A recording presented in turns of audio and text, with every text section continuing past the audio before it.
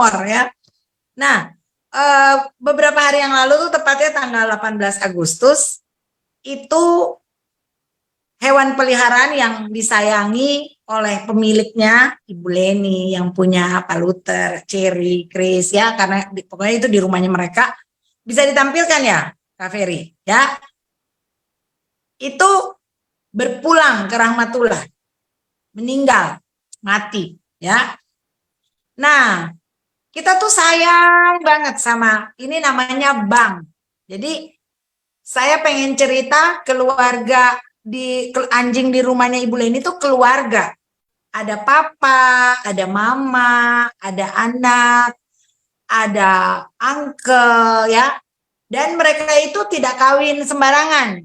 Jadi yang bapaknya ya kawinnya sama mamanya aja gitu ya. Pernah dicoba kemarin-kemarin baru terjadi, ya dia kejarnya bininya aja walaupun ada anak perempuan. Nah, ini anjing lahir di rumah Ibu Leni, namanya Bang. Jadi dia kembar. Ceritanya supaya agak ini ngapain nih cerita anjing ya. Tapi ini idenya dari sini ya.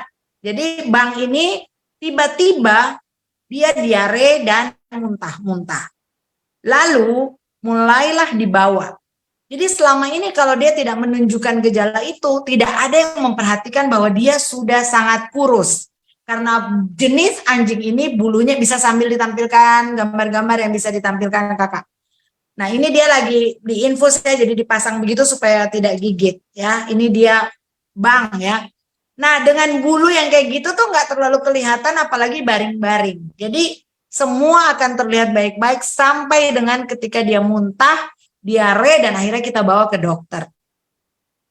Singkat cerita, dokter pertama, jadi ada 5 dokter ya, setiap kali datang dokternya lain, setiap kali datang dokternya lain.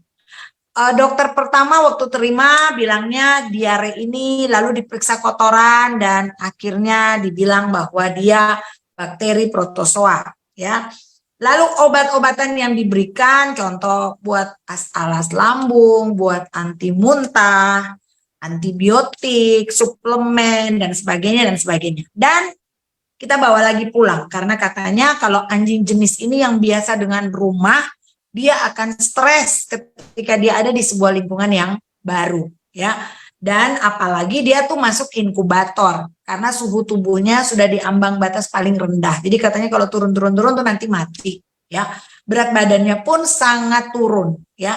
Jadi dengan diagnosa itu, dengan obat-obatan yang dikasih itu kita bawa pulang. Ternyata dia tetap diam, dia tetap lemas, dan akhirnya karena masih muntah kita bawa lagi ke dokter klinik ya. Sampai di sana sudah ada dokter yang berikut, dan akhirnya Ibu Leni bilang periksa darah, ambil darah. Hasil darah yang keluar waktu dokter itu analisa pertama sebelum ada hasil, dibilangin bahwa dia kena anemia. Dilihat dari matanya yang rada kuning, perut bagian bawahnya, itu analisa dokter. Dan yang terjadi kemudian adalah dia dikasih obat-obatan untuk hati setelah keluar hasilnya ya. Jadi dikasihlah suplemen hati, dikasih macam-macam. Terus ternyata dia tidak lebih baik, dia semakin lemes ya. Tapi kita mulai makanannya diperhatikan, vitamin semuanya ya. Finally kita bawa lagi dan dia akhirnya diinfus. Lalu dibuatlah, kalau nanti karena pertimbangan bahwa dia akan sangat gembira ketika kita ada, dan dia selalu kayak gini kalau kita mau pergi tuh kayak sedih. Jadi udah bawa pulang aja. Disiapinlah kandang dengan fasilitas yang akan punya panas seperti di inkubator. Jadi singkat cerita, dia tidak ada perubahan yang terlalu signifikan. Lalu Ibu Leni mulai hubungi tempat di mana dulu salah satu anjing di bapaknya dan mamanya itu kan semua datang dari Surabaya. Dan akhirnya hasil darah keluar, dan dokter yang menjadi dokter keluarga dari orang di Surabaya itu yang seluruh anjingnya tuh di situ, dia ngomong begini, kalau dari hasilnya ini masalahnya bukan di hati, tapi di pernafasan. Semua obat sudah diarahkan ke hati. Bahkan terakhir itu disuruh coba periksa kimia hati. Dan itu 800 lebih ya untuk periksa. Tapi nggak jadi. Waktu itu saya lupa kenapa sampai nggak jadi. Akhirnya kita bawa pulang dan fokusnya itu ke hati. Ya, dengan gejala ada kuning, ada di mata, ada di perut gitu ya. Padahal sesudah itu malah udah nggak ada, udah putih lagi. Nah, tapi dokter di Surabaya itu bilang ini pernafasan. Waktu saya coba ngomong dengan dokter yang di sini, dia balikin saya. Ibu mau tanggung jawab? Ibu tanda tangan aja, pokoknya kita lepas tangan gini-gini. Jadi di saat itu kita begitu panik, begitu bingung ya dengan keadaan itu. Ini yang mana yang benar ya? Dan akhirnya waktu malam itu saya ingat saya sempat ngomong bertiga dengan yang di Surabaya sama Ibu Leni, dan orangnya cuma ngomong begini, Bu Yuma kita doa saja ya, karena ini tadinya bukan masalah hati. Mereka kasih obat-obatannya sangat gila. Jadi dia tuh minumnya asam, pertama alas lambung. Habis itu anti muntah. Dia boleh makan setelah 30 menit. Baru antibiotik. Antibiotiknya pun ada siang, ada malam. Terus masih ada lagi suplemen hati. Terus masih ada lagi infus. Masih ada cairan yang ini diinfus. Begitu banyak, dan dia bilang gini, ini anjing tidak mampu dengan obat sebanyak itu. Ini dia jadi liver rusak itu gara-gara obat. Ini sebenarnya bukan di sini masalahnya. Jadi akhirnya ini profesor. Semua yang ibu punya dokter itu kan masih muda-muda gitu ya. Nah, ya ini relatif ya, ada tidak selalu juga, tapi ini kisahnya seperti ini. Dan akhirnya Pak yang punya anjing peternakan anjing di Surabaya itu akhirnya dia bilang ini, kita doa ya Bu Yoma supaya dia selamat untuk bisa melewati semua ini, karena sebenarnya rusak badannya, levernya semuanya itu akibat dari begitu banyak obat. Ini anjing kecil Bu Yoma, dia tidak bisa dengan segitu banyak. Dan yang terjadi adalah oke, kita ganti nanti, kita beli aja antibiotik itu ya. Sudah planning nih, besok akan begitu dan begitu ya, kita akan ini aja, udah kita berhentikan antibiotik yang sekarang ini, ternyata itu terlalu keras pokoknya gitu-gitu. Dan Bapak Ibu, malamnya kebetulan ada kita punya anak-anak juga, semua kita kumpul ya. Betul-betul anjing ini kalau kita ke klinik tuh 5-6 orang pokoknya ya, betul-betul sangat memang sayang ya. Dan tiba-tiba saya ditelepon, waktu itu saya ada family cell, saya ditelepon sekitar jam 10, saya belum pulang, mau pulang, dibawalah dia ke rumah sakit lagi, ke klinik. Kenapa? Karena ternyata dia sesak nafas. Jadi itulah yang sebenarnya menjadi pemicu awal bahwa dia itu sebenarnya masalah dengan pernafasan. Dan akhirnya dia harus dibawa ke sana dan dia harus dipasang oksigen. Dipasang oksigen dan dia cuma lemes, ada di inkubator, ada nebo juga, ada oksigen juga, ya pokoknya dikasih pengobatan. Lalu akhirnya karena lihat begini, wah ini kayaknya betul kan, ternyata finally-nya memang masalah pernafasan, bukan lagi hati, nggak ada kuning-kuning itu, nggak ada gitu, nih anjing gimana ya? Rasanya tuh, ya udah, jangan sampai terlambat. Ibu Leni bilang, beli aja Kak. Saya malam-malam jam 2-an saya pergi beli oksigen. Kita nanti pengobatan di rumah aja. Kita pasang oksigen di rumah aja. Lalu belilah antibiotik yang seperti disarankan itu. Yang waktu saya ngomong ke dokter yang itu, dia sempat langsung kayak suaranya yang kayak ngomongnya kayak, oh, itu obat gini-gini pokoknya kayak gitu. Dan sudah siap semua. Kita balik sekitar udah jam 2 lewat gitu. Terus kita masih nunggu, jam 3 kita lihat dia kayaknya pules, kita masuk aja kita rasa, oksigennya tuh bikin seger banget dalam ruangan itu yang ada dia. Dan akhirnya kita bilang, oke, ini mesti berapa jam? Katanya oksigennya sekitar 6 jam. Jadi jam 7, jam 8 ibu boleh datang.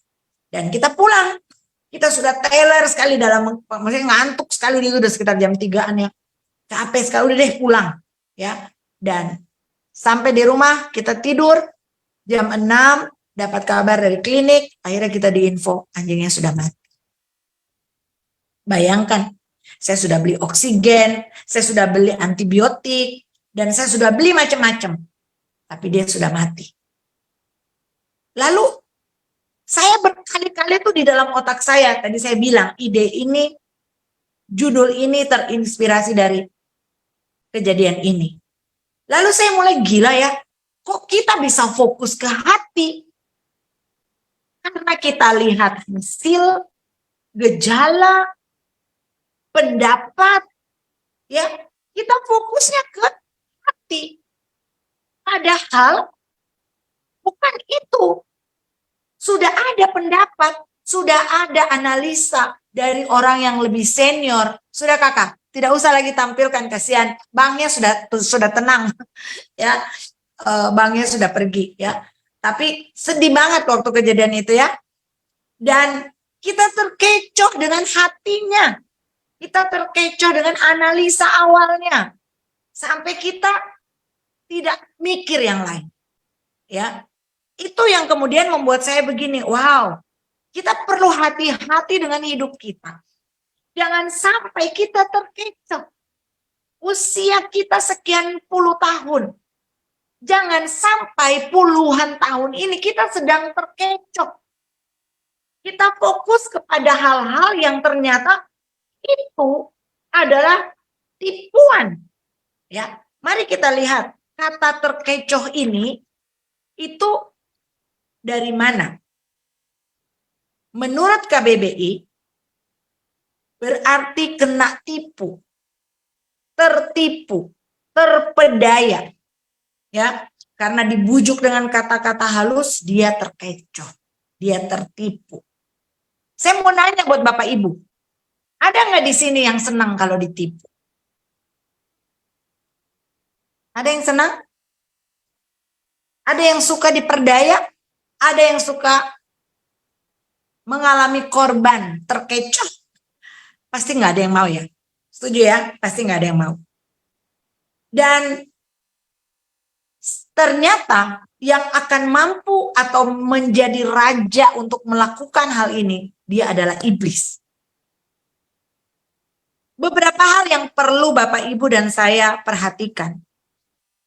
Bahwa iblis itu memang dipakai atau iblis itu ada untuk mengecoh kita. Hal-hal yang membuat iblis mengecoh kita itu dengan apa? Dusta. Coba Bapak Ibu bilang dusta. Dusta itu dipakai iblis sebagai senjata. Makanya dia disebut sebagai bapa segala dusta. Hawa jatuh karena dusta iblis. Kejadian 3 mencatat bagaimana iblis berusaha untuk menciptakan keraguan dengan kata-kata yang diplesetkan. Kata-kata yang akhirnya membuat manusia jatuh ke dalam dosa. Coba kita lihat Kejadian 3 ayat 1. Dimulai dengan iblis yang masuk atau melalui ular yang dikatakan hewan paling cerdik, ya. Tentulah Allah berfirman, semua pohon dalam taman ini jangan kamu makan buahnya, ya. Ini dia mulai nih dengan kata-kata ini, ya. Dan yang terjadi adalah Hawa juga tidak peka, ya. Hawa tidak peka. Hawa mengatakan, dia ngomongnya begini, ya. Kita lihat di dalam Kejadian 3 itu bagaimana dia menjawabnya, ya. Lalu iblis itu dia tahu loh firman. Dia sangat tahu. Makanya kalau Bapak Ibu saya kita nggak baca firman, kita akan mudah ditipu iblis. Kalau tas asli sama tas palsu kita mau tahu, kecuali kalau kita tahu yang asli, baru kita bisa ngomong yang palsunya. Ini palsu gitu loh, ya. Nah, yang terjadi adalah di dalam ayat 4 dia bilang gini, sekali-kali ini iblis, ya. Sekali-kali kamu tidak akan mati. Ayat 5, tetapi Allah mengetahui bahwa pada waktu kamu memakannya, matamu akan terbuka. Kamu akan menjadi seperti Allah. Kamu akan tahu tentang yang baik dan yang jahat. Dan kisah ini seterusnya kita tahu bahwa iblis berhasil mengecoh Hawa, ya. Adam pun terkecoh dan akhirnya ayat 23. Ayat 23 ngomongnya apa Bapak Ibu? Ayat 23 itu merupakan ganjaran Tuhan mengusir manusia dari Taman Eden. Ayat 14 sampai 19 itu adalah konsekuensi dari mereka tidak taat. Ya, bagaimana mereka mengalami harus menerima hukuman dari apa yang mereka kerjakan. Semua yang kita lakukan, Bapak Ibu, selalu ada konsekuensinya. Kalau Bapak Ibu buat yang baik, kita pasti akan terima yang betul. Hidup ini adalah tabur dan yang paling menyedihkan dan sebenarnya kita harus betul-betul peka. Karena iblis itu dia cuman membuat kita itu jatuh, tapi dia tidak akan pernah mau bertanggung jawab. Makanya dikatakan iblis datang untuk apa? Mencuri, membunuh, dan membinasakan. Tetapi Tuhan Yesus datang untuk memberi hidup dan memberinya dalam segala kelimpahan. Jangan terkecoh. Jangan pernah terkecoh. Daud bilang begini, lebih baik aku jatuh di tangan Tuhan daripada aku jatuh di tangan iblis. Iblis tidak mengenal yang namanya belas kasihan. Setuju ya Bapak Ibu?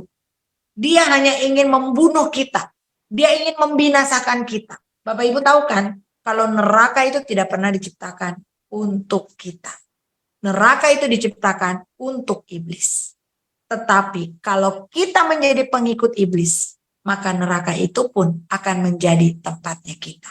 Tolak dalam nama Yesus, amin, amin jabang baik. Ya, kita akan tinggal dengan Tuhan Yesus di surga. Haleluya, amin, amin. Ya, jangan terkecoh, akibatnya fatal, akibatnya berat. Kalau cuma sekedar salah obat kayak anjing tadi, ya udahlah, akhirnya mati. Ya, tapi kalau salah hidup, kematian kekal yang akhirnya kita terima, wah, oh Tuhan, tolong jangan ada dari kita semua yang lihat atau ada di Zoom ini, baik melalui YouTube maupun Facebook. Bapak Ibu, dunia ini semakin terang benderang. Semakin Tuhan mau datang, semuanya akan semakin terang benderang. Yang kudus semakin kudus, yang melawan, yang najis, itu semakin menjadi jadi. Nggak akan ada di abu-abu, hanya hitam atau putih. Ya. Dan Bapak Ibu ikut iblis, iblis itu nggak pernah setia kawan. Ingat ya, dia nggak akan pernah setia kawan. Dia akan bilang, salah, lu kenapa dengar gua? Ngapain kamu ikut saya? Ya, dia ketika dia melihat kita hancur, maka dia merasa goalnya tercapai, tujuannya tercapai. Ingat ya Bapak Ibu, jangan pernah berpikir sedikit pun bahwa iblis itu akan menjadi yang baik buat kita. Nggak akan. Amin. Makanya kita harus bisa apa? Bisa sadar bahwa iblis itu adalah lawan. Makanya firman bilang lawanlah iblis dan dia akan lari daripadamu. Ya. 2 Korintus 11 ayat 14, Rasul Paulus menulis selain dusta, iblis tuh suka menyamar. Iblis tuh suka memakai topeng. Saya percaya kita di sini nggak ada yang suka memakai topeng. Amin. Iblis itu suka menyamar sebagai malaikat terang. Ayat 15-nya dibilang gini, jadi bukanlah suatu hal yang ganjil jika jika pelayan-pelayannya 2 Korintus 11 ayat 15 ya. Jika pelayan-pelayannya menyamar sebagai pelayan-pelayan kebenaran. Kesudahan mereka setimpal dengan perbuatan mereka. Iblis tuh, saya ulang-ulang bilang ya, dia nggak kenal yang namanya belas kasihan. Saya pernah, ini udah lama ya saya lupa gitu. Tidak lupa sih, tapi maksudnya mungkin nggak detail. Saya pernah dengar waktu ada siapa yang maksudnya dibawa ke neraka dan dia bilang begini, waktu dia lihat ada begitu banyak anak-anak Tuhan di dalam, anak-anak yang dulunya ya melayani Tuhan, hamba-hamba Tuhan yang Dia sempat lihat ada beberapa gitu ya. Dan mereka semua ada di dalam seperti neraka begitu ya. Dalam kesakitan, dalam apa gitu ya. Dan iblis yang ada di situ itu seperti kayak dengan wajah yang bangga gitu, terus kayak mau bilang begini, ini piala. Dia mendapat piala ketika kita jatuh, Bapak Ibu. Iblis membanggakan piala, dia seperti mendapat lotre, dia seperti mendapat piala ketika kita jatuh. Dan Bapak Ibu tahu apa yang terjadi dengan Tuhan? Tuhan sedih. Karena dia mati itu untuk kita. Supaya kita nggak ada di tempat itu. Karena tidak ada cara lain yang bisa mampu memindahkan kita dari kegelapan kepada terang. Tidak ada cara lain yang bisa dipakai untuk membuat jurang antara Tuhan dan bumi terseberang. Selain salib Kristus. Katakan amin. Hanya salib Kristus, the one and only, yang bisa menjadi jembatan, yang bisa membuat penghubung antara surga dan neraka, yang bisa mengakibatkan kita bisa ngomong Bapa. Dia adalah Bapa kita. Dia adalah kekasih kita. Karena dia yang mencari kita. Makanya agama yang lain itu beda dengan kekristenan. Ingat ya, kekristenan bukan agama. Kekristenan adalah kasih Tuhan. Cara Tuhan. Tuhan yang turun mencari kita.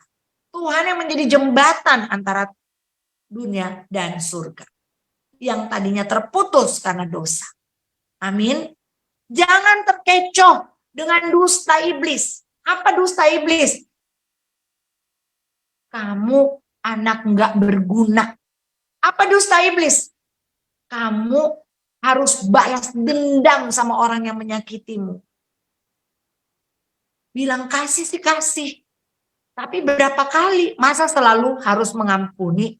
Itu dusta iblis. Apalagi dusta iblis? Model begini nggak bakalan bisa sukses. Wah, sakit kamu ini. Ini udah stadium sekian. Ini kayaknya udah kamu mendingan udah nggak usah lagi berharap. Itu dusta iblis. Intinya, iblis akan berusaha untuk membuat kita ragu sama Tuhan. Itu pertama, taruh dalam pikiran. Dustanya ditujukan untuk membuat kita ragu sama Tuhan. Dustanya membuat kita kecewa dengan Tuhan. Dustanya membuat kita tidak percaya sama Tuhan. Dustanya membuat kita meninggalkan Tuhan. Wow, jangan mau. Jangan mau. Amin. Katakan buat iblis, kalau ada keraguan itu muncul dalam hati. Kalau ada pikiran itu muncul dalam hati. Katakan buat iblis, aku hidup. Bukan lagi aku, tapi Yesus yang hidup dalam aku. Aku hidup karena Yesusku mengasihi. Aku hidup karena Yesusku telah membayar lunas hutang-hutang dosa. Aku diselamatkan. Aku kuat. Aku hebat. Aku mampu. Aku dapat mengatasi segala sesuatu. Aku adalah pemenang, bahkan lebih dari pemenang. Kuasanya sudah diberikan bagiku. Amin. Amin Bapak Ibu. Jangan. Kenyataannya uang nggak ada. Imannya, aku percaya. Jehovah Jireh. Ayo. Versusnya yang mana yang jadi pemenangnya nih? Ingat. Iman itu tidak terlihat tapi dapat dibuktikan. Bukti. Coba buka Ibrani 11 ayat 1. Iman adalah dasar dari segala sesuatu ya. Kalimatnya iman itu mata uang untuk ambil mujizat. Ya. Jadi gini. Saya ini berpikir Bapak Ibu. Semakin kesini ini, semakin kita dekat dengan mempelai itu mau datang. Harusnya kita tuh semakin dewasa. Setuju nggak? Jangan lagi anak-anak. Ingat ya, anak-anak itu nggak akan nikah. Kita nggak bicara soal usia. Tua itu pasti. Mau didandanin model apa tetap aja tua. Tapi dewasa itu keputusan. Setuju ya? Waktu ada iblis menggoda dengan cara. Jadi cara kerjanya kurang lebih begini ya. Saya ini sebenarnya ngeri-ngeri karena waktu saya coba bicara, Saya malah duluan diinin. Jadi gini, waktu bangun pagi, itu kayak sudah ada benih yang ditaruh di kepala. Hari ini, apa yang sedang kita pikirkan? Apa yang sedang kita khawatirkan? Itu biasa jadi benih yang iblis coba taruh di pikiran. Ya, iblis itu akan taruh keraguan, godaan, ya, kekhawatiran. Itu benih-benihnya tuh muncul. Nggak mungkin, ya, mustahil. Nah, itu iblis tuh, ya. Dia mulai taruh di kepala. Tapi ketika kita biarin dia masuk lebih dalam, menguasai semua yang ada dalam pikiran, lalu kita akhirnya apa? Lemah. Tapi ketika kita sadar bahwa ini serangan, mau diserang, mau melawan, mau terima serangannya dan dilemahkan, atau balik menyerang, atau berdiri dan kuat. Itu pilihannya ada di kita. Ya. Setuju ya? Waktu ada orang menyakiti kita, itu dia sedang menyerang kita. Itu ada hal-hal yang tidak baik yang sedang dikirim ke kita. Mau terima? Bodohnya itu ngapain? Keputusannya apa? Itu di kita. Waktu orang serang kita, itu serangan. Tapi kita mau balas dan tidak, itu keputusan kita. Ya. Beberapa hari lalu saya sempat dengar ya, ada yang kirim gitu ya. Tapi bagus banget. Dia ngomong gini. Ada cerita seorang bapak, ada yang marahin dia. Orangnya marah, maki, orang itu diam aja. Lalu ada yang menyaksikan itu dan bertanya, kok diam aja sih Pak? Itu kan ngomongnya nyakitin. Kok Bapak nggak balas? Dengar ini, dia ngomong begini. Ketika orang yang lagi nggak seneng itu ngomong, itu seperti dia lagi lempar sampah. Itu seperti dia lagi lempar kotoran. Dia lagi apa ya namanya? Kalau ngebersihin itu namanya apa namanya? Apa namanya itu yang kalau misalnya kita lagi mau tidur cepat lalu biar kotoran keluar supaya kita itu apa namanya ibu-ibu bapak-bapak kok lupa ya aku. Dia lagi ngebersihin gitu ya. Dia kasih keluar detox. Saya tadi apa? Terima kasih Bu Yuli. Anda selalu tersedia. TOP. God bless ya. Dia lagi detox tuh. Dia lagi ngeluarin unek-uneknya supaya kosong otaknya, hatinya biar lega. Mau terima detoxnya. Racunnya mau masuk ke dalam hati. Racunnya mau masuk ke dalam pikiran. Bapaknya bilang gini, saya nggak mau dong. Saya nggak mau ditransfer detox. Saya nggak mau ditransfer sampah. Saya nggak mau ditransfer kotor. Ketika saya diam, itu nggak akan buka akses untuk saya menerima. Wow, saya bilang keren banget ilustrasinya. Saya nggak akan buka akses. Ketika saya bilang membalas, itu saya berarti terima. Tapi kalau saya tidak membalas, kira-kira dia lari kemana? Dia balik.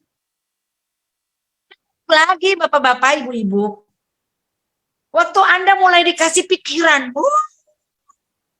siap-siap nih. Sebentar lagi begini nih. Alihkan ke Tuhan. Jangan ladenin. Jangan terkecoh. Dia datang untuk mencuri. Dia datang untuk membunuh. Dia datang untuk membinasa. Tapi Yesus datang untuk apa? Dia Bapa yang sangat baik. Bapa yang sangat baik. Enggak peduli apapun yang sedang Bapak Ibu dan saya hadapi saat ini. Jangan ikut Tuhan dengan baper. Jangan bawa-bawa perasaan. Enggak perlu. Jangan pakai perasaan. Perasaan itu menipu. Perasaan itu bikin kita tuh haru biru apa namanya ya. Gelombang-gelombang gitu loh. Terbang. Ya. Tapi percaya bahwa Anda akan aman di dalam tangannya Tuhan. Kenapa? Dia udah buktikan buat kita. Kita masih berdosa, dia udah datang. Dia udah menebus kita. Dia sangat ingin untuk ada bersama-sama dengan kita. Mungkin rasanya basi ya kalimat-kalimat ini. Tapi saya mau bilang, itu jadi sesuatu yang merasuk di dalam hati dan pikiran. Sehingga kita tidak akan mudah. Saya kembali ke tadi saya sempat ngomong. Ini masa di mana kita tuh udah harusnya dewasa. Segala sesuatu respon yang kembali itu adalah keputusan kita.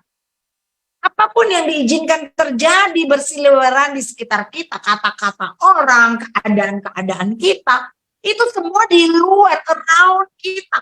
Jangan bawa masuk di dalam kamu punya pikiran, saya punya pikiran, dan itu akhirnya melemahkan. Yang harus dikasih masuk di dalam pikiran kita adalah firman Tuhan. Yang harus dikasih masuk di dalam pikiran kita, yang harus inputkan di dalam pikiran kita adalah firman Tuhan. Katakan firman Tuhan. Ini udah ulang-ulang, kayaknya kita semua udah tahu lah ya. Tapi mari dengan kesadaran dari hari ke hari. Kita nggak pernah tahu ujian yang akan diizinkan terjadi. Pastikan kita orang-orang yang punya keberanian untuk masuk dalam ujian dan menjadi pemenang karena kita sudah belajar mempersiapkan. Persiapan, apa kalimatnya? Persiapan memungkinkan seberapa kuat kita menghadapi. Ya, iya kan? Bapak Ibu, ujian itu bisa datang dalam berbagai macam cara. Kata-kata orang. Saya sempat ada sebuah peristiwa di sini yang membuat saya sangat marah. Dan rasanya tuh, saya langsung kayak, astaga, saya tuh dari tadi ngomong jangan terkecoh, jangan terkecoh. Ternyata saya hampir terkecoh. Betul ya, kata Rasul Paulus, kadang-kadang yang kita mau lakukan apa, yang jahat malah yang kita lakukan. Yang ini yang baik, tapi yang jahat. Makanya kita memang harus waspada. Istilah jangan terkecoh itu kan sebenarnya dia akan sangat identik dengan waspada. Betul ya, Bapak Ibu? Kita perlu waspada supaya kita nggak terkecoh. Lihat iblis sedang berjalan. Dia mencari kesempatan, dia mencari korban, dia mencari orang-orang yang bisa dia telan. Ya, pernah Ibu Leni, ya banyak pembicara yang bilang kan, bahwa dia ompong, Alkitab yang bilang ya, tapi dijelasin ya kan, dia cuma bisa menelan. Amin. Hari ini, apapun yang sedang Bapak Ibu hadapi, lihatnya ke Tuhan. Jangan pernah terkecoh. Ada banyak hal yang iblis coba untuk mengecoh kita dalam kehidupan. Ingat, dia bapa pendusta. Ingat, dia suka menipu. Ingat, dia rajin karena dia suka jalan. Dia sabar untuk mencari kesempatan untuk menjatuhkan. Tapi kita hidup bukan apa kata dunia. Kita hidup bukan apa kata keadaan. Kita bukan hidup dari apa kata orang. Tapi kita hidup dari apa kata Tuhan. Apa kata Tuhan tentang saudara? Bicara, cari. Suatu waktu saya mau bawa anak saya. Dan saya tidak punya tabungan. Saya dari dia masih kelas 2 SMA, saya sudah mikirnya gini, waduh saya harus cari nih jalur beasiswa. Saya sudah persiapkan nanti kalau memang mama nggak bisa kasih kuliah, kerja dulu. Saya nggak punya tabungan, ya. Akhirnya pakai ayat Alkitab, hiduplah hari ini untuk hari ini, besok dengan kesusahannya sendiri. Itu ayat Alkitab memang, tapi memang karena nggak ada yang mau ditabung.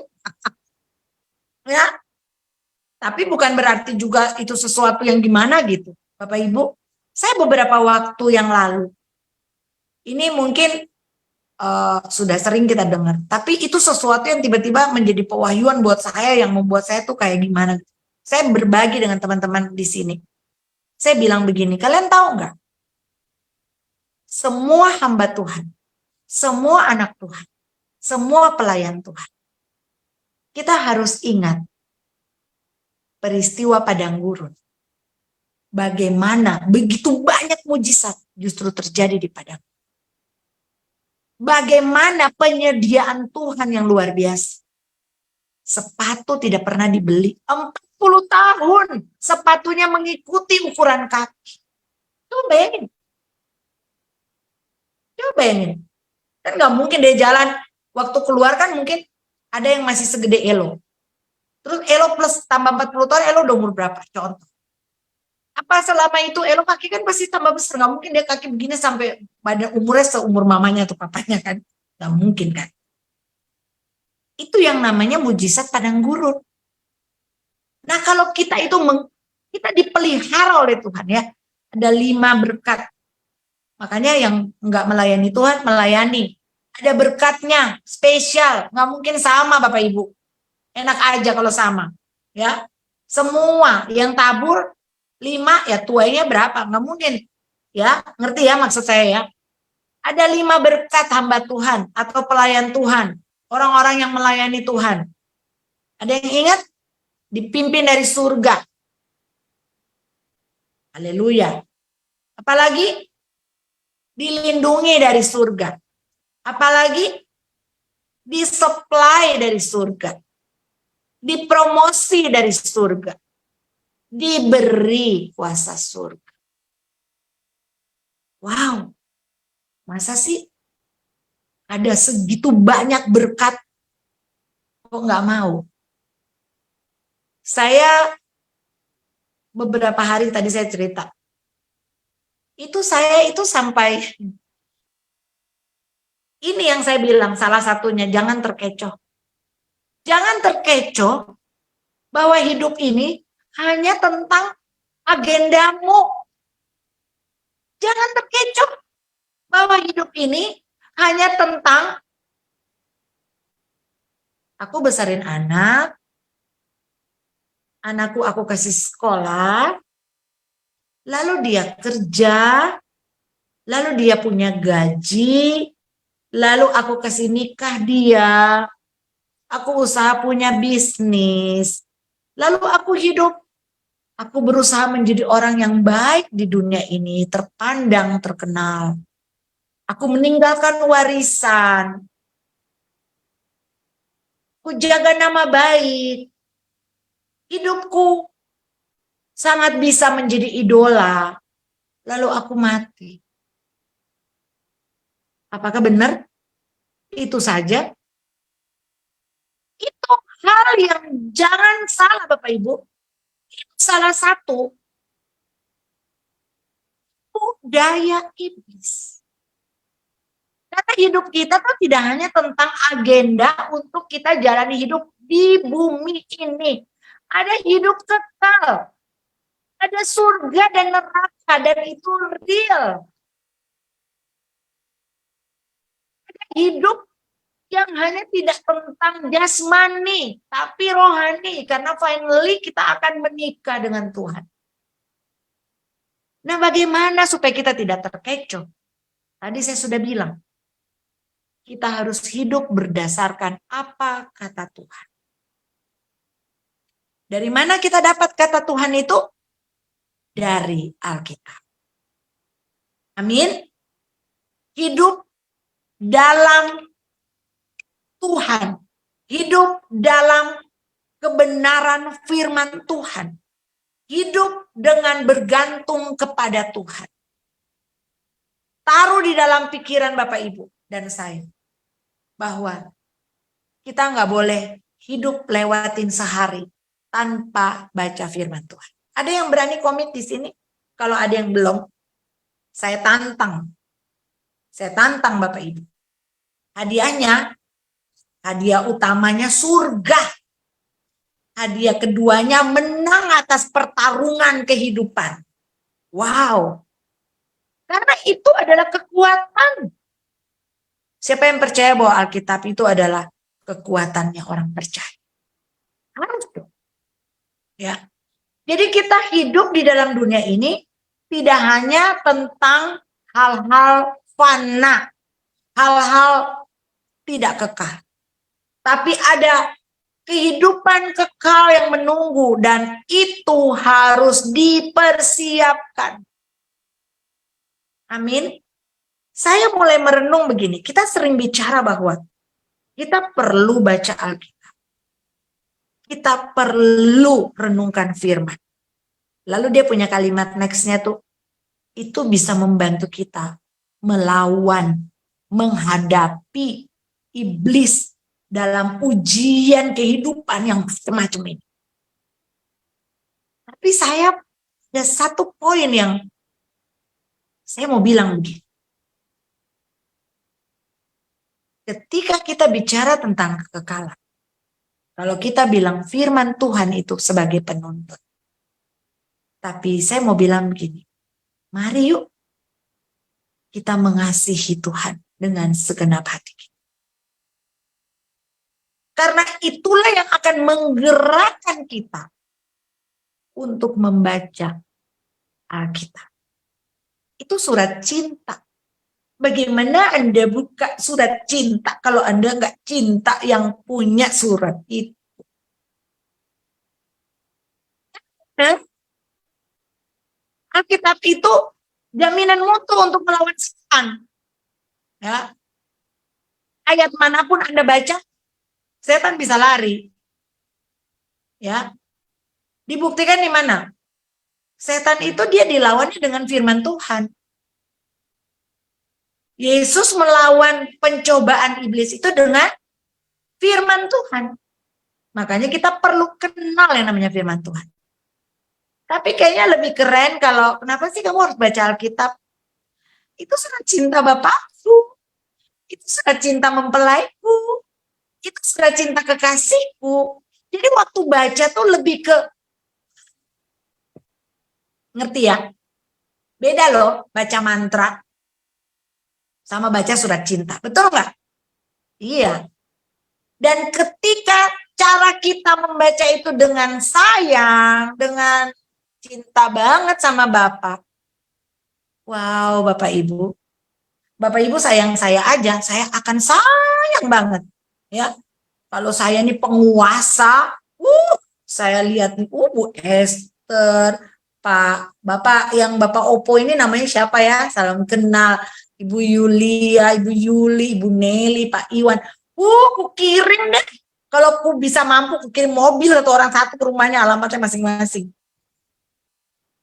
Apalagi kalau Tuhan kita, ya nggak sih? Kalau dia tahu kita sayang banget gitu.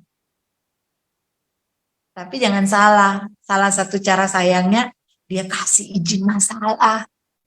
Wih, keren. Karena dia tahu kita nggak boleh jadi anak-anak yang manja. Amin. Kita nggak boleh jadi anak-anak yang lebay, yang cengeng, yang gampang kecewa, yang nggak suka ibadah, yang suka cuma ngomel, bersungut, khawatir. Iya. Tapi kalau disayang, dia percaya. Model begini, dilemparin batu. Dia pasti bilang, puji Tuhan, semua dalam kendalinya. Model begini, dilempari apa yang nggak enak gitu, batu bata. Diterima, disusun jadi rumah. Bijaksana sekali. Gitu ya. Dilempari kata-kata, diem aja supaya balik ke orangnya. Malah dibalikin. Tuhan Yesus, kuatkan dia. Karena dia tidak tahu apa yang dia akan terima akibat dari perbuatan. Jadi dasar dari segala sesuatu adalah kasih. Amin. Ketika kita jadikan Yesus, firman-Nya sebagai kekuatan kita, itu nomor 2. Pertamanya, karena kita sangat mengasihi Tuhan. Itu daya juang, daya geraknya tuh, daya hancurnya tuh keren. Yang namanya kasih itu. Amin. Jadi bagaimana supaya kita tidak terkecoh? Yang pertama, kita harus jadikan firman Tuhan, the one and only, sebagai penuntun dalam hidup kita. Kita tidak hidup karena kata orang, kita tidak hidup karena keadaan, kita tidak hidup karena sosial budaya yang akhirnya membuat biasa kali, ih jangan kayak begitu, kayaknya kamu kulot lagi, kamu kolot gitu ya. Karena dunia LGBT biasa kali. Saya pernah loh teman-teman, waktu saya di Jakarta, saya punya teman yang gay, ya sama-sama. Terus saya main, waktu itu kita datang ke rumahnya gitu. Terus ada yang ngomong gini, zaman gini mah udah biasa kali. Justru kalau lu nggak yang kayak begitu, lu tuh nggak normal. Gila nggak? Itu udah berapa puluh tahun lalu, apalagi sekarang semakin gila. Ya, kemarin Bapak Ibu lihat kan di ITB lagi heboh. ITB loh, kayak apa tuh kampus kan? Keren banget kan? Idola banget kan? Orang pinter banget kan katanya. Udah muncul itu selebaran. Apa untuk LGBT. Ini dunia yang akan berakhir. Dunia ini udah tua. Setan tuh udah tahu waktunya udah tinggal sebentar. Dia akan cari cara segala macam cara untuk membuat kita terkecoh. Supaya tidak terkecoh, jadikan firman Tuhan the one and only di dalam materi hidupmu, di dalam apa ya? Hal yang utama dalam hidup. Dan yang menjadi dasarnya adalah rasa cintamu akan. Yang kedua, jaga pergaulan. Iblis itu masuk mengecoh kita melalui pergaulan. Saya korban, bukan korban lah, emang otak saya aja yang nggak bener. Ya, dulu saya punya teman itu, saya tuh ngerti banget gitu loh, biasa kali, ya, kedugem, ya, dunia malam ya. Di sini kayaknya ngomong dunia malam, ibu-ibu, bapak-bapak mukanya alim semua, jadi mungkin mereka gini, itu apaan sih? Ya udahlah, ngapain juga diceritain, kan sekarang sudah enggak gitu ya. Terus biasa kali kalau kita nikah beda agama. Saya itu yang saya bilang kan saya ikut seminar. Tadi tuh ada satu pembicara dia ngomong begini. Dia diundang di kumpulan itu anak-anak mahasiswa. Lalu dia tanya, di sini ada yang sedang punya pacar? Angkat tangan, gitu ya. Oke. Yang pacarnya beda agama? Tangannya pelan-pelan. Langsung dia bilang, maju ke sini. Kamu mau putus dengan pacarmu? Hari ini saya kasih waktu. Atau saya yang pulang dan saya tidak akan khotbah. Saya tuh sampai yang, wow, kenapa waktu zaman aku nggak ada pendeta yang begitu ya, jadi aku lagi pacar sama beda agama, aku putus. Ya, sudah masa lalu ya, kan sudah nggak ada. Tapi ini pelajaran buat kita semua. Kenapa bisa? Karena saya bergaul dengan lingkungan yang ya biasa kali, toleransi. Ngerti ya? Ternyata itu Alkitab juga udah ngomong. Pergaulan yang jahat merusak semua pengajaran di rumah yang baik. Betul nggak? Kita ngajarin anak nih yang gini. Begitu ada temannya yang sangat pakai untuk ngoceh, bisa terpengaruh. Jaga pergaulan supaya tidak terkecoh. Amin. Dan yang ketiga, Bapak Ibu harus ingat bahwa akibat yang kita akan terima itu dimulai dari pilihan yang kita buat. Hidup ini pilihan. Kita bisa milih mau dan tidak, suka dan enggak. Boleh milih. Bapak Ibu tahu yang tidak bisa Bapak Ibu milih? Konsekuensinya. Waktu Anda milih dosa, konsekuensinya masuk neraka, nggak bisa Anda pilih atau tidak. Tidak mau terima, nggak bisa. Cerita Alkitab, lakukan A, hasilnya B, dia pilih A. Tapi dia nggak bisa menghindari konsekuensi. Karena itu, lakukan pilihan yang benar. Iblis, Tuhan, ada pilihan. Karena itu free will. Itu sesuatu yang istimewa dari ciptaan Tuhan yang lainnya. Bapak Ibu dan saya dikasih pilihan. Itu istimewa loh. Itu sesuatu yang keren loh. Tapi ketika hak istimewa itu kita salah memakainya, maka konsekuensinya itu pun sudah masuk pilihan kita. Jadi apa yang harus dilakukan? Pilihlah yang benar. Pilih bilang, pikirkan hal-hal yang baik. Pilih yang benar. Amin. Supaya jangan terkecoh. Dasarnya supaya milih yang benar, ya firman Tuhan. Amin Bapak Ibu. Jadi kesimpulan malam ini, jangan terkecoh. Ingat, iblis itu memang dia ingin menghancurkan saudara dan saya. Dia ingin ada bersama-sama kita di neraka. Bahkan kalau kita sudah jatuh, dia ketawain kita. Yang hamba ada orang yang bersaksi itu dia bilang di neraka itu pinggir itu iblis tuh kayak dia lagi bilang, ya laku. Kalau ada yang masuk neraka itu, dia kayak bangga sekali gitu loh, kayak dia berhasil loh, come on.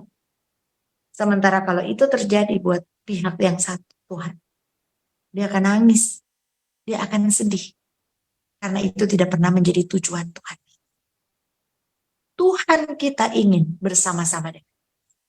Semakin dunia ini terbuka, semakin dekat kesudahan segala sesuatu. Mari bebenah Bapak Ibu.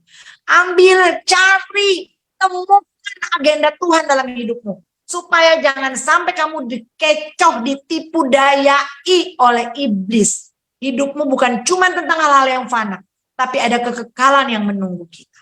Dan itu dimulai dari sekarang. Buat pilihanmu. Tentukan pilihanmu sekarang. Dan pilihanmu yang akan menentukan hidupmu nanti di mana. Jangan salah, iblis itu bapa dari segala pendusta.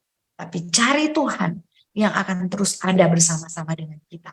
Dia adalah kebenaran dan kita perlu untuk mencari kebenaran itu sendiri. Saya mau tutup dengan ayat ini sebelum saya akhiri ini ya. Suaranya nggak ada Aceh. Bapak Ibu dengar ya suara saya ya? Sorry, saya baru lihat. Kita perlu untuk mengandalkan yang namanya Roh Kudus. Buka dengan saya 1 Yohanes 2 ayat 20. Kita perlu untuk mengandalkan Roh Kudus. 1 Yohanes 2 ayat 20. Tetapi kamu telah beroleh pengurapan dari yang kudus. Dan dengan demikian kamu semua mengetahuinya. Ini salah satu. Ayat yang lainnya, Tuhan sudah berikan segala kuasa di surga dan di bumi. Tuhan sudah berikan penolong, yaitu Sang Roh Kudus. Untuk apa? Untuk kita bisa menghadapi, mampu menjalani hidup ini dengan pertolongan Tuhan Yesus. Bapak Ibu, kalau andalkan kemampuan, kita pasti gagal. Kalau andalkan kemampuan, kita bisa terkecoh. Kalau andalkan pikiran, kemampuan, apa? Pintaran, harta, apa lagi? Pengandalan apa dari Bapak Ibu punya yang bisa dijadikan andalan untuk hadapi dunia ini? Kita nggak akan mampu. Kita nggak akan. Kita nggak akan. Tiba-tiba terdiagnosa sakit dan parah. Itu aja belum tentu semua orang akan punya kesiapan untuk menerima. Tiba-tiba tadi saya sempat ngobrol sama beberapa hamba Tuhan. Salah satunya itu pengusaha babi. Dan beberapa waktu yang lalu di Makassar itu ada virus yang banyak membuat mati babi. Ya, katanya itu dari Surabaya deh katanya. Jangan tersinggung ya, ini yang di ini kan bukan babi, ini kan manusia. Jadi jangan tersinggung, nggak ada urusannya ya, yang dari Surabaya. Dan Bapak itu cerita, ada satu pengusaha, dia punya babi 1000 ekor. Mati. Bapak Ibu tahu apa yang dia lakukan? Dia bilang begini, kalau saya mati, karena dia stres. Dia stres karena itu miliaran nilainya. Babi induknya itu tadi dikasih lihat gambar itu, segede meja, sebesar. Itu juga nggak tahu tuh itu babi bisa kayak gitu. Apa orang yang ngomong begini? Ibu, dia bilang, kalau saya mati, tolong saya dikremasi. Abu saya tolong tanam di dalam kandang itu, di bawah tanah-tanah babi-babi itu. Dan itu dilakukan. Saya itu baru tahu tadi, saya terkaget-kaget. Pendeta itu bilang gini, Bu doain ya, saya sudah jual mobil, saya sudah jual motor, saya tinggal bertahan dengan rumah, karena semua babi saya habis. Lalu dia cerita itu sampai heboh, karena itu tidak tahu mau ditanam di mana itu 1000 babi yang kena virus. Itu bisa datang tiba-tiba untuk masalah apapun. Ini contoh aja. Dan orang yang punya 1000 babi itu nggak sanggup, makanya mati. Stres, mati. Masalah itu bisa tiba-tiba datang seperti Ayub yang langsung beruntun. Tanggapan kita apa? Ditentukan oleh kesiapan kita. Saya berdoa buat kita semua, buat saya, buat Bapak Ibu. Kalau kita mengandalkan diri kita, kekuatan kita terbatas. Andalkan Tuhan. Amin. Andalkan Tuhan. Berlindunglah pada sabda Tuhan. Karena itu tempat teraman untuk kita berlindung. Serahkan hidup kita kepada Tuhan dan Ia akan bertindak. Seperti anak yang datang kepada Bapa. Berlindungnya kepadanya dalam segala keadaan. Kita nggak akan sanggup. Zaman sekarang berjagalah. Banyak badai, banyak deru perang, banyak persoalan, sakit penyakit, ekonomi yang bisa saja menghantam. Tapi Alkitab bilang, orang yang mengandalkan Tuhan, orang yang menanti-nantikan Tuhan, beda konteksnya tapi sama ya. Orang yang mengandalkan Tuhan, diberkati. Orang yang mengandalkan manusia orang yang menanti-nantikan akan diberi kekuatan. Seperti Raja Wali. Di atas badai dia terbang. Jangan terkecoh. Ya, masih banyak hal yang iblis bisa kecoh dari kita. Materi, hati-hati. Makanya taruh hati di dalam Tuhan. Taruh pikiran di dalam Tuhan. Taruh hidup di dalam Tuhan. Dan biar Tuhan yang memegang peran dalam hidup kita. Menuntun kita menghadapi berbagai badai kehidupan. Terima kasih. Tuhan Yesus memberkati Bapak, Ibu, Saudara semua di malam ini. Haleluya. Saya serahkan kembali kepada Ibu Devi.